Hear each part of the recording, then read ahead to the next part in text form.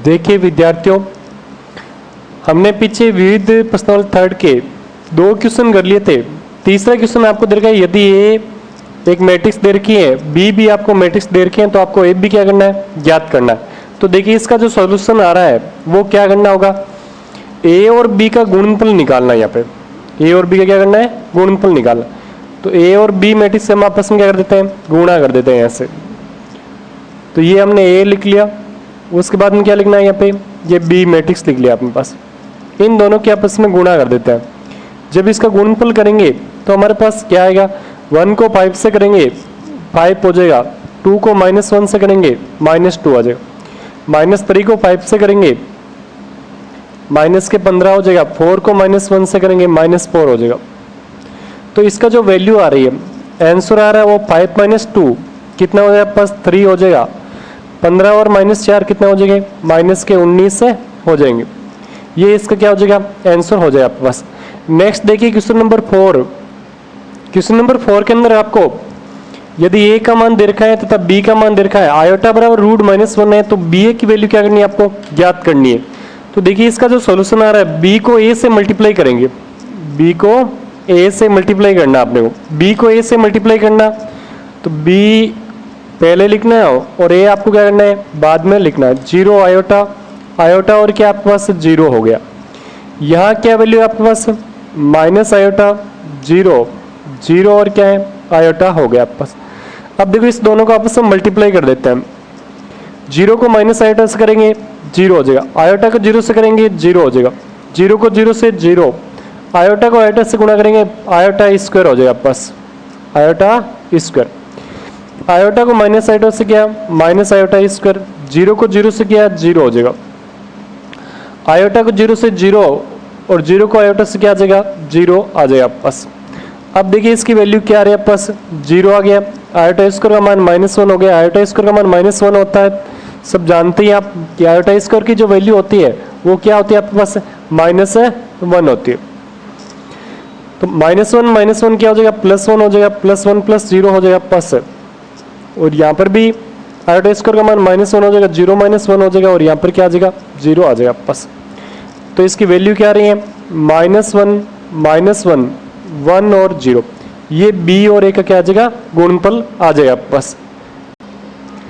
देखिए अपने पास यदि a - b जो 5 नंबर क्वेश्चन है, और एग्जाम की दृष्टि से ये बहुत मोस्ट क्वेश्चन भी है, a - b दे रखा है और a + b दे रखा है, तो अपने को कैपिटल A तथा कैपिटल B का मान ज्ञात करना है। पीछे भी हमने 3.2 का पीछे एक क्वेश्चन किया था ऐसा, ये एग्जाम की दृष्टि से मोस्ट क्वेश्चन है। तो यहाँ आपको दे रखा है a - b दे रखा है आपको, a - b जो मैट्रिक्स दे रखी है वो अपने को पहले लिख लेनी है यहाँ से। तो इसको हमने क्या कर लिया, यहाँ से लिख लिया गया कि जो a - b दे रखा है उस मैट्रिक्स को हमने पहले लिख लिया, जैसे आपको दे रखी थी वैसे वैसे। और किसको लिखना है आपको, a + b है उसको भी हमने क्या कर लिया, लिख लिया गया। a + b जो आपके पास क्या हो गया, 3 5 -7 -1 1 और क्या हो गया 4 11 8 और 0, ये हमने a + b लिख लिया। ये आपकी इक्वेशन फर्स्ट हो गई और ये इक्वेशन कौन सी हो गई, आपके सेकंड हो गई। अब दोनों में करना क्या आपने को, जो आपको दोनों दे रखी है इसमें करेंगे क्या, दोनों को पहले हम जोड़ देते हैं कि समीकरण 1 और 2 को दोनों क्या कर देते हैं, जोड़ देते हैं। कि समीकरण 1 व 2 को जोड़ने पर, जोड़ते क्यों, क्योंकि यहाँ से b कैंसिल हो जाएगा आपके पास, -b और +b है। कि समीकरण 1 व 2 को जोड़ने पर, 1 और 2 को जोड़ेंगे तो हमारे पास वैल्यू क्या आएगी, यहाँ से देखिए -b और +b कैंसिल हो जाएगा, और a और a जोड़ेंगे क्या आ जाएगा, 2a हो जाएगा। और इधर भी अपने पास ये दोनों मैट्रिक्स आपस में क्या हो जाएगी, जुड़ जाएगी। 1 में 3 जोड़ेंगे 4, 1 में 5 जोड़ेंगे 6, -1 में -7 जोड़ेंगे -8 हो जाएगा, -1 + 1 0 हो जाएगा, 1 और 1 क्या आएगा, 2 आ जाएगा, 4 और 0 क्या आएगा आपके पास, 4 आ जाएगा, 11 और 1 जोड़ेंगे क्या आएगा, 12 आ जाएगा, 8 और 0 क्या आएगा, 8 आ जाएगा, और 0 में 0 जोड़ेंगे क्या आ जाएगा, 0 आ जाएगा यहाँ से। अब देखिए यहाँ से a की वैल्यू निकालनी है, इधर a क्या है कि साथ में 2 है वो गुणा में, उधर किस में चला जाएगा, भाग में चला जाएगा। तो इधर इसको हम किस में भेज दिया, भाग में भेज दिया गया अपने पास। यह आएगा 4 6 -8 0 2 और क्या आ जाएगा 4 आ जाएगा आपके पास। यहाँ 12 है, 8 और क्या आएगा 0 आ जाएगा। अब देखो इसको 2 से क्या कर देते हैं, डिवाइड कर देते हैं यहाँ से। जब 2 से डिवाइड करेंगे तो हमारे पास वैल्यू क्या आएगी, जब इसमें 2 का भाग दे देंगे तो हमारे पास वैल्यू आएगी 2, 3, -4, 0, 1, 2, 6, 4, 0। ये अपने पास मैट्रिक्स ए की वैल्यू प्राप्त होगी। अब जो ए का जो मान है या तो समीकरण 1 में रख दो या किस में रख दो, समीकरण 2 में रख दो। आपको जिसमें इजी लग रहा है उसमें आप क्या कर सकते हैं, रख सकते हैं यहाँ पे मान। तो मैं जो ए का मान है वो किस में रख रहा हूँ, समीकरण 2 में रख देता हूँ। ए की जो वैल्यू है वो समीकरण 2 में रख रहे हैं। देखिए हमने ये ए का मान समीकरण किस में रख दिया, 2 में रख दिया गया अपने पास। ए की जगह रखा है इसकी वैल्यू प्लस बी और जो बराबर में अपने को मैट्रिक्स दे रखी थी वो अपने लिख ली गई है। अब देखिए यहाँ से उसके बाद में हम कह रहे क्या है यहाँ पे कि यहाँ से जो b का मान है निकालने के लिए इसको उधर क्या करना होगा, आपको पक्षांतरण करना होगा। तो हम यहाँ पे इसको पक्षांतरण कर देते हैं तो हमारे पास वैल्यू क्या आ रही है, देखिए जब इसको पक्षांतरण करेंगे तो हमारे पास वैल्यू आएगी कि ये पूरी मैट्रिक्स उधर किस में चली जाएगी, माइनस में चली जाएगी कि 3, 5, -7, -1, 1 और ये तो अपने 4 जो है जैसे जैसे हमने लिख दी जो अपने को दी हुई थी। ये इधर प्लस की उधर किसकी हो जाएगी आपके पास, माइनस की हो जाएगी। 2, 3, -4, 0, 1 और 2 आ गया आपके पास, 6, 4 और क्या गया 0 आ गया। अब इस दोनों को माइनस कर देते हैं यहाँ से कि माइनस करेंगे तो क्या वैल्यू आ रही है वो अपने को देखना है। 3 - 2 क्या मान है यहाँ पास, 1 आ जाएगा। 5 - 3 क्या आएगा, 2 आ जाएगा। -7 + 4 माइनस के 3 आ जाएगा। -1 में 0 करेंगे तो -1 आएगा। 1 - 1 0 आ जाएगा। 4 - 2 2 आ जाएगा। 11 में 6 माइनस करोगे कितना आ जाएगा, 5 आ जाएगा। 8 में 4 माइनस करोगे कितना आ जाएगा, 4 आ जाएगा। और 0 में 0 माइनस करेंगे 0 आ जाएगा। ये अपने पास बी मैट्रिक्स आ गई। और पहले हमने किसका मान निकाल लिया था, ए का मान निकाल लिया था। ये इसका क्या हो जाएगा, आंसर हो जाएगा। अब देखिए नेक्स्ट जो आपका क्वेश्चन नंबर 6 है उसके बारे में हम बात कर रहे हैं यहाँ पे। आपका नेक्स्ट क्वेश्चन 6 है, उसमें यदि हमारे पास एक ये मैट्रिक्स दे रखी है बराबर ये मैट्रिक्स दे रखी है तो स्मॉल एक्स तथा वाई के मान क्या करने हैं, आपको ज्ञात करने हैं यहाँ से। तो देखिए स्मॉल एक्स तथा वाई के मान हम यहाँ से निकाल देते हैं। तो इसका सॉल्यूशन के लिए पहले वही बात, दोनों को बराबर रखना है। और हम जानते हैं कि समान क्रम के दो बराबर अवयव के संगत अवयव क्या होता है, आपस में बराबर है होते हैं। तो वहां से इसका मान क्या हो जाएगा, अपने पास निकल जाएगा। तो इसको हम क्या करते हैं, यहाँ से बराबर रखेंगे। तो x + 2 - 3 और 1, 5 - 1 और 4 आ जाएगा आपके पास। इस दोनों को बराबर रख दिया। अब यहाँ से वैल्यू निकालते हैं। तो x + 2 का मान किसके बराबर हो जाएगा आपके पास, x + 2 का मान होगा -2 के बराबर। तो यहाँ से x की वैल्यू क्या आएगी, -2 - 2, x की वैल्यू क्या आ जाएगी, -4 है आ जाएगा। -y और -2, -y और -2 का जो मान है वो किसके इक्वल होगा, 5 के बराबर हो जाएगा। तो यहाँ से अपने पास -y बराबर क्या हो जाएगा पास 5 और प्लस क्या हो जाएगा 2 हो जाएगा। y का मान क्या आ जाएगा, इस माइनस को उधर लेके जाएंगे तो -7 हो जाएगा। तो ये अपने पास x और y के क्या आ जाएंगे, मान आ जाएंगे। ये इसका क्या हो जाएगा, आंसर हो जाएगा आपके पास। नेक्स्ट देखिए क्वेश्चन नंबर अपने पास 7। देखिए अपने जो 7 नंबर क्वेश्चन है वो एग्जाम की दृष्टि से बहुत ही मोस्ट क्वेश्चन है। अवयव ए का क्रम 3/4 है तथा बी इस प्रकार का अवयव है कि ए का ट्रांसपोज बी एवं ए बी का ट्रांसपोज दोनों ही परिबस्त हैं। तो बी का क्रम लिखिए, बी किस क्रम का होगा वो अपने क्या करना है, ज्ञात करना है। बहुत ही अच्छा क्वेश्चन है ये। तो देखिए ए का क्रम आपको दे रखा है, अवयव ए का जो क्रम है वो अपने को दे रखा है। किस क्रम का दे रखा है, अवयव ए का क्रम, कि अवयव ए का क्रम है वो अपने पास 3/4 है। तो आप बता सकते हैं ए के ट्रांसपोज का क्रम क्या होगा, ए के ट्रांसपोज का क्रम। ट्रांसपोज परिवर्त हमने पीछे पढ़ा था कि पंक्तियां स्तंभ में चेंज होती है, स्तंभ किस में चेंज होता है, पंक्तियों में चेंज होता है। तो इसका जो क्रम होगा वो क्या हो जाएगा अपने पास 4/3 हो जाएगा। इसका क्रम क्या होगा 4/3, मतलब पंक्तियां हैं वो स्तंभों में चेंज हो जाएगी और स्तंभ किस में चेंज हो जाएंगे, पंक्तियों में चेंज हो जाएंगे। तो इसका मतलब ए का क्रम 3/4 है तो ए का ट्रांसपोज का क्रम क्या हो जाएगा 4/3 हो जाएगा। अब अपने को कह रहे हैं कि ए के ट्रांसपोज बी और ए बी का ट्रांसपोज, ए बी का ट्रांसपोज दोनों ही परिबस्त है। तो बी का क्रम अपने को ज्ञात करना था। ए का ट्रांसपोज बी परिबस्त कब होगा, देखो ए का ट्रांसपोज बी, ए का ट्रांसपोज बी परिबद्ध होगा, परिबद्ध होगा, परिबद्ध होगा यदि, यदि अवयव बी, यदि अवयव बी, यदि अवयव बी में पंक्तियों की संख्या, पंक्तियों की संख्या, अवयव बी में जो पंक्तियों की संख्या है वो कितनी होनी चाहिए, पंक्तियों की संख्या कितनी होनी चाहिए। देखो यहां परिबद्ध होने का मतलब है कि दो मैट्रिक्स के आपस में क्या होना, गुणनफल होना। जैसे अपने ए का ट्रांसपोज है और बी है, इसका ए का ट्रांसपोज का अपने पास क्रम क्या है 4/3 है। अब यहाँ बी के अंदर क्या होनी चाहिए, इसके स्तंभों की संख्या इसके पंक्तियों की संख्या के हमेशा क्या होनी चाहिए, बराबर होनी चाहिए। क्योंकि हम इसके क्या नहीं बता सकते, स्तंभ तो नहीं बता सकते, लेकिन इसमें ये बता सकते हैं कि ये पंक्ति दोनों में कैसी होनी चाहिए, सेम है होनी चाहिए। तो इसका मतलब इसमें यदि स्तंभों की संख्या 3 है तो इसमें पंक्तियों की संख्या कितनी होनी चाहिए, 3 होनी चाहिए, तभी ये क्या होगा, परिबद्ध होगा। इसका मतलब यहां से एक बात आ गई कि अवयव बी में जो पंक्तियों की संख्या है वो कितनी होगी, 3 होगी। अब देखिए दूसरी बात आपको दे रखा है ए बी का ट्रांसपोज बी परिबद्ध है, ए बी का ट्रांसपोज है बी परिबद्ध है आपके पास। तो ए बी का यहां दे रखा है ए बी का ट्रांसपोज परिबद्ध है, परिबद्ध होगा, परिबद्ध होगा यदि,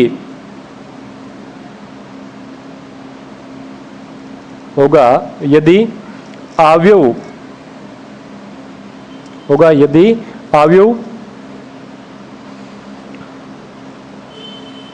बी के ट्रांसपोज में, बी के ट्रांसपोज में पंक्तियों की संख्या, कि बी के जो परिवर्त है उसमें पंक्तियों की जो संख्या है वो कितनी होनी चाहिए, पंक्तियों की संख्या, पंक्तियों की संख्या कितनी होनी चाहिए इसमें, इसमें पंक्तियों की संख्या देखिए कैसे निकाले हम इसमें। और वापस देखो अपने को ए दे रखा है, यहाँ पे क्या दिया गया है, ए दिया गया। अभी देखो इसमें ए की बात कर लेते हैं, ए का क्रम क्या दे रखा है 3/4, या साथ में बी का ट्रांसपोज, बी का ट्रांसपोज में यहाँ स्तंभों की संख्या है उतनी इसमें क्या होनी चाहिए, पंक्तियों की संख्या दोनों आपस में सेम होनी चाहिए। यहाँ इसमें स्तंभों की संख्या हम नहीं बता सकते, तो इसका मतलब हमारे पास इसमें स्तंभों की संख्या 4 है तो इसमें पंक्तियों की संख्या कितनी होनी चाहिए, 4 होनी चाहिए। किसमें, बी के ट्रांसपोज में।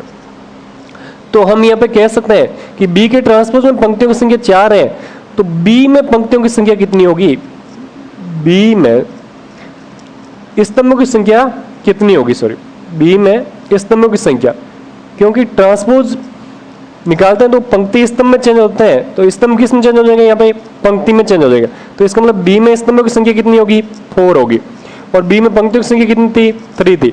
तब बी में जो अवयव बी दे रखा है, अवयव बी दिए गए आपके पास, तब हम कह सकते हैं अतः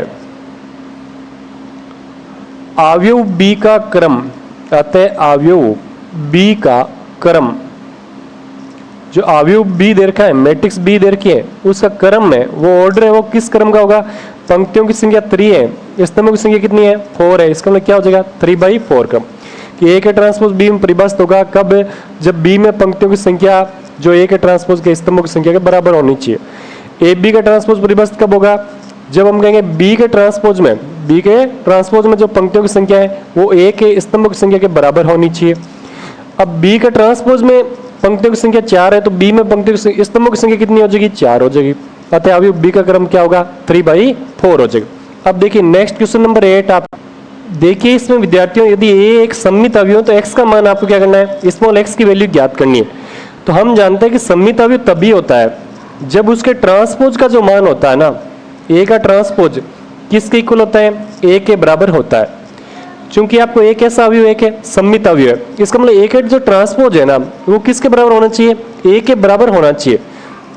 चूंकि ए क्या है, ए एक सममित अवयव है, एक सममित अवयव है, सममित अवयव है, सममित अवयव है, इसका मतलब हम क्या कहते हैं, ए का ट्रांसपोज किसके बराबर होना चाहिए, ए के बराबर होना चाहिए। तो चलिए हम यहां से रख देते हैं बराबर ए का ट्रांसपोज, तो -2 -1 1 -1 7 4 1 माइनस एक्स माइनस है 3। इसका ट्रांसपोज निकालना है, बराबर अपने को है जैसे जैसे सेम टू सेम है, मैट्रिक्स लिख लेनी है। तो आएगा -2 -1 1 -1 7 4 1 माइनस एक्स माइनस है 3, ये अपने को लिख लेगा। अब इसका ट्रांसपोज का मतलब क्या होता है, पंक्तियों को किस में चेंज करना होता है, स्तंभों में चेंज करना होता है, सभी को मालूम ही है। इसका मतलब हम इसको क्या कर देते हैं, चेंज कर देते हैं। तो पंक्ति को हमने स्तंभ में चेंज किया तो स्तंभ अपने आप ही स्वतः ही किस में चेंज हो जाएंगे, पंक्तियों में चेंज हो जाएंगे।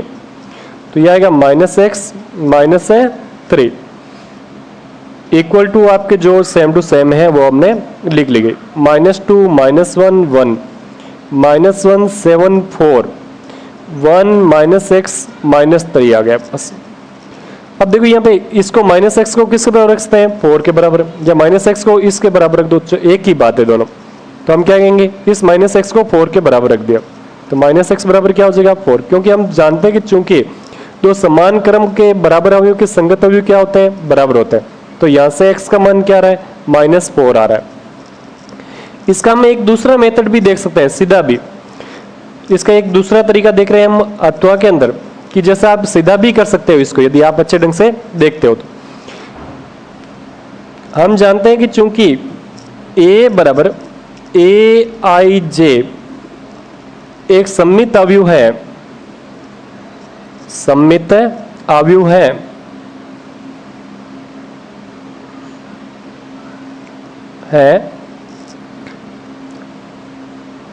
इसलिए हम जानते हैं कि aij का मान किस तरह होता है, aji के बराबर होता है। मैंने दूसरी डेफिनेशन भी पढ़ाई थी।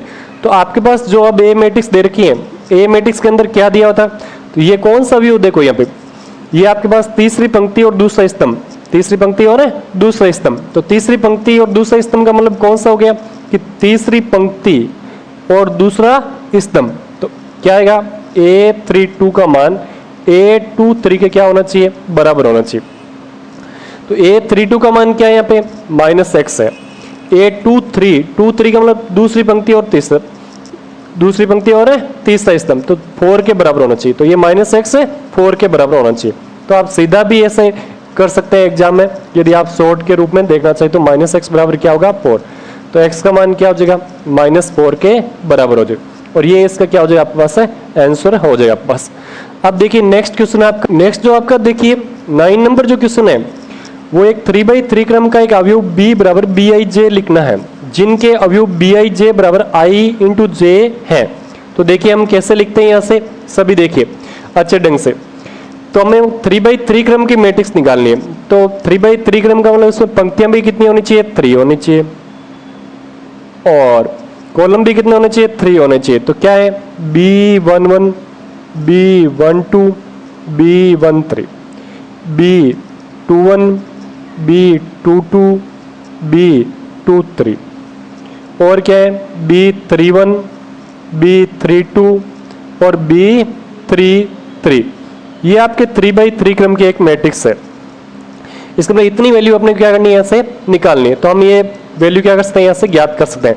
देखो एक तो किसका मान चाहिए, b11 की वैल्यू चाहिए। तो b11 i और इंटू क्या है आपके पास, j है। तो bij का मान है क्या आपके पास है, i इंटू j। इसका i को j से गुणा करना है। तो 1 इंटू 1 कितना आएगा, 1 हो जाएगा। और किसका मान चाहिए आपको, b12 का मान चाहिए। तो 1 इंटू 2 कितना आएगा आपके पास, 2 आ जाएगा। b13 का मतलब आपके पास क्या आएगा, 1 इंटू 3 क्या आ जाएगा, 3 आ जाएगा। और किसका मान चाहिए आपको, b21 की वैल्यू चाहिए, b21 की। तो 2 इंटू 1 क्या आएगा आपके पास, 2 आ जाएगा। और किसका मान चाहिए यहाँ पे, b22 का मान चाहिए। 22 का मतलब 2 इंटू 2 क्या है आपके पास, 4 आ जाएगा। और किसका मान चाहिए, b23 का मान चाहिए, b23 की वैल्यू चाहिए। तो 2 इंटू 3 क्या हो जाएगा आपके पास, 6 हो जाएगा। और किसका मान चाहिए आपको, b31 का। तो 3 इंटू 1 क्या है आपके पास, 3 आ जाएगा। और किसकी वैल्यू चाहिए यहाँ पे देखिए, b32 का मान चाहिए। तो क्या आएगा आपके पास, 3 इंटू 2 6 आ जाएगा। और किसकी वैल्यू चाहिए, b33। तो क्या है आपके पास, 3 इंटू 3 क्या वैल्यू होगी, 9। तो आप देख सकते हैं आप यहाँ से b जो मैट्रिक्स आ रही है उसका मान क्या आ रहा है यहाँ से, ये वैल्यू हम लिख लेते हैं। तो यहाँ आएगा देखो पहले B11 का 1, B12 का 2, B13 का 3, B21 का 2, B22 का 4, B23 का 6, B31 का 3, B32 का 6, B33 का 9। ये आपके पास एक B मैट्रिक्स है आ गई, ये इसका आंसर हो गया। आगे देखिए नेक्स्ट क्वेश्चन इसका, देखिए 10 नंबर जो क्वेश्चन है अपने पास, यदि A का मान दे रखा है तथा B का मान दे रखा है तो A प्लस B का ट्रांसपोज क्या करना है, आपको ज्ञात करना है। मतलब आपको A मैट्रिक्स लिखनी है प्लस B का ट्रांसपोज लिखना है। तो A प्लस B का ट्रांसपोज, तो A मैट्रिक्स है उसका मान लिख लीजिए 2 3 -4 और क्या है -1 2 3 प्लस B का ट्रांसपोज लिखना है आपको। तो यहाँ क्या है 1 2 3 4 -5 और क्या आपके -6 का ट्रांसपोज। पहले हमें परिवर्त निकालना, अन्यथा ये दोनों मैट्रिक्स क्या होगी, जुड़ेगी नहीं, क्योंकि दोनों का क्रम क्या है, सेम नहीं है, ऑर्डर सेम है नहीं है अपने पास। तो इसको हमने लिख लिया 2 3 -4 -1 2 और 3 प्लस इसका जो ट्रांसपोज निकालेंगे तो हमारे पास क्या आएगा 1 2 3 4 -5 और -6 आ गया। अब दोनों मैट्रिक्स को क्या कर देना है, ऐड कर देंगे, दोनों को हम क्या कर देंगे, जोड़ देंगे। तो यहाँ से वैल्यू क्या आएगी 2 और 1 क्या आ रहा है 3, 3 और 3 6, -4 और -5 -9, -1 और 2 1 आ जाएगा, 2 और 4 6 आ जाएगा, -6 और 3 तो इसको -3 आ जाएगा। ये इसका क्या हो जाएगा, आंसर हो जाएगा। इसके बाद में जो नेक्स्ट है वो नेक्स्ट वीडियो में करेंगे।